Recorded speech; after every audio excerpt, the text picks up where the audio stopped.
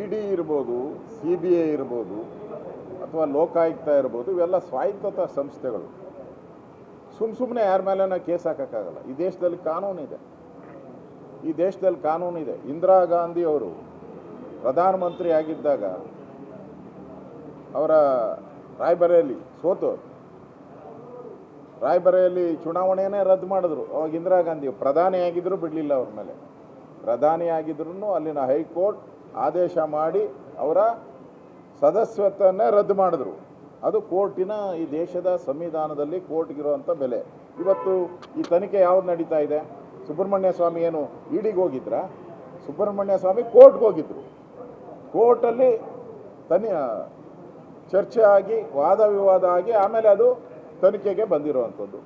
ಕಾನೂನು ಪ್ರಕಾರ ಇಡಿ ತನ್ನ ಕರ್ತವ್ಯ ಏನಿದೆ ಅದನ್ನು ಮಾಡಿದ್ದಾರೆ.